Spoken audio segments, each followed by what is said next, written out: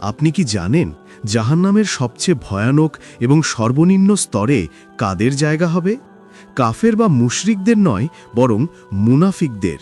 আর সবচেয়ে ভয়ের ব্যাপার হলো, আমরা অনেকেই মুসলমান দাবি করা সত্ত্বেও নিজের অজান্তেই মুনাফিকদের মতো আচরণ করছি।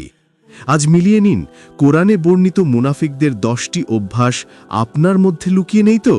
ভিডিওটি শেষ পর্যন্ত দেখুন এবং নিজের ঈমান যাচাই করে নিন।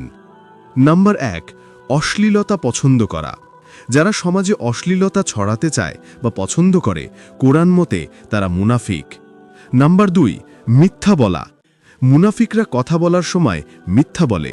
আল্লাহ নিজেই সাক্ষ্য দিচ্ছেন যে মুনাফিকরা মিথ্যাবাদী। নাম্বার 3, ধোঁকা দেওয়া।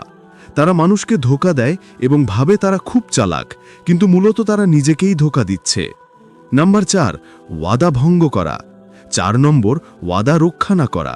মুনাফিকের অন্যতম প্রধান চিহ্ন ওয়াদা না রাখা। নাম্বার 5, নামাজে অলসতা। মুনাফিকরা নামাজে দাঁড়ায় ঠিকই, কিন্তু অত্যন্ত অলসভাবে এবং মানুষকে দেখানোর জন্য। আল্লাহকে তারা খুব কমই স্মরণ করে।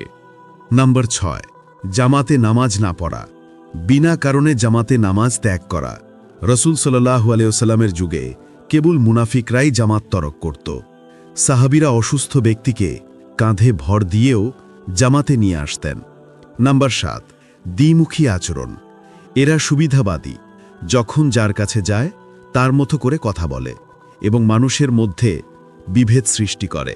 নাম্বার 8, বাচালতা বা অতিরিক্ত কথা বলা।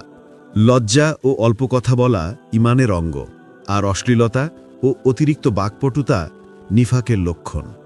নাম্বার 9, আমানতের খেয়ানত। 9 নম্বর, আমানতের খেয়ানত। তাদের কাছে কোনো দায়িত্ব বা সম্পদ গচ্ছিত রাখলে তারা তা রক্ষা করে না। নাম্বার 10, গান বাজনায় মগ্ন থাকা।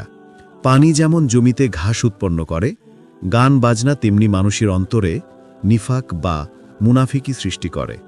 প্রিয় দর্শক, এই 10টি অভ্যাসের কোনোটি যদি আমাদের মধ্যে থাকে, তবে আজই তওবা করে ফিরে আসা উচিত।